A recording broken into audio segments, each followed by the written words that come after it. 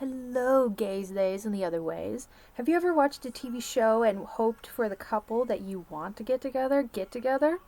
Well, I'm going to be talking about that today. The TV series Hannibal has two main characters that are alluded to fall in love, but were never allowed to fall in love due to the networking. Hannibal and Will Graham, as they are known as our main characters, are our love interest, but their backgrounds give another story to their tale. Hannibal is our main character of the show. He is the cannibalistic serial killer who is hiding behind his fake mask as to get away through his life as a therapist during this duration. Hannibal is brought on to help this guy, Will Graham. He has been going through some certain mental issues as Jack Crawford wants to bring him back onto the field. That is where we get the first interaction between the two.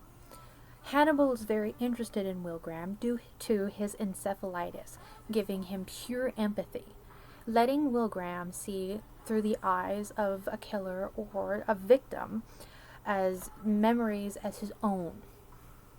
Graham is hesitant about getting therapy due to his mental instability and because of people manipulating him due to his unstable mental mindset. On being rude, Will is very unsure about Hannibal. Hannibal, on the other hand, he is very quite known to getting rid of rude and unpolite people, though he takes an interest upon Will because of his encephalitis. Spark of curiosity is what gives in. Hannibal feels lonely in his state of own manipulation and psychosis, as he wants someone else to understand how he feels. This upon giving the power dynamic of therapist and patient. Many watchers didn't get the subtlety of their relationship due to not wanting to see the homoerotic romance that was going on. And we were getting subtle body language from these two characters as they interacted. There would be the latter scene where they got uncomfortably close.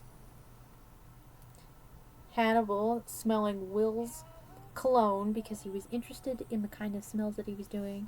And there was a lot of intimate touching between the two of them due to them having not to put a lot of hints into the script that they were in a push and pull sort of relationship. Of course, it kept the same plot as the stories. Of course, Will trying to catch the Chesapeake Ripper, but instead of having our female role that it was originally in the original movies, they changed it to Will Graham. Clarice M. Starling was technically the character that came in after Will Graham, but in this TV series, they keep Will Graham going as they continue on with the story. Of course, many people didn't really like that Clarice M. Starling was taken away due to it being one of the female characters in there, but other characters in this TV series were changed into girls to compensate for that. And I think they did a very well way that they did that. Freddie Lounds is now a female in here, and they had, along with our girls, Alana Bloom, Beverly, and the others. That's not what we're talking about. We're talking about the homoerotic relationship between Hannibal and Will. The beginning series, Hannibal does give that power dynamic of bringing in the Minnesota streak. He ends up getting the Minnesota streak killed, and them taking on their daughter. Abigail Hobbs ends up being a pawn in Hannibal's plan into getting Will to join his side, almost giving an illusion of giving Will a family to have to care for. Even in the end series, Hannibal is giving that speech to Will about, I gave you a daughter already. I already gave you a family and you didn't accept it. I already gave you something that I already knew you wanted. Though toxic manipulation isn't only the thing that Hannibal does. Will also does some in particularly unflavorful things.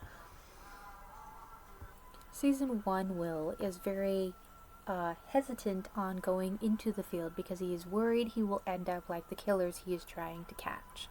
By the time of season 2, he sends someone off to go get Hannibal because he knows that Hannibal is the Chesapeake Ripper at this point. Or at least that's what he is convincing himself, because he doesn't believe that anyone else would do this to him besides Hannibal. The plan would not work because Jack Crawford would get there in time to save Hannibal from the trap, but it doesn't help Will get out of prison very quickly, or the insane asylum that he has been put inside of. During this time, Hannibal is going to his therapist, Bedelia, and actually being quite upset that he put Will in there because he misses him. In the end, Hannibal ends up helping Will get out of the insane asylum because he wishes for Will to come back and play in the little game that he has for him, as he wants to escape with Will off to Europe with their daughter. Then it gives us our last season, where it goes from Hannibal chasing Will around to Will chasing Hannibal out into Europe and bringing him back into the Americas because of the Vergers, to only have the Red Dragon appear in the very last few episodes. Together they both defeat the Red Dragon, or as they kept calling him, the Tooth Fairy. Their last scene together was to allude for maybe a season 4. There was also a lot of feedback from one of the writers, Brian Fuller, at their last scene right before they plunge off of the cliff together, that they were technically supposed to kiss, but the network didn't want that to happen because they thought it wasn't correctly put in there due to not having former love professions. In full, stacking all of the subtext and even quoting the lines of different characters that show that Hannibal has said that he is in love with Will, and Will figuring out his feelings after running away from his own wife and child to go join Hannibal. The relationship of a cannibalistic psychopath and an unstable FBI teacher were not allowed because of former books and because of networking not letting it happen. In conclusion, I think this would have been fine if it happened. We've had a lot of different perspectives of many different movies, as you can tell.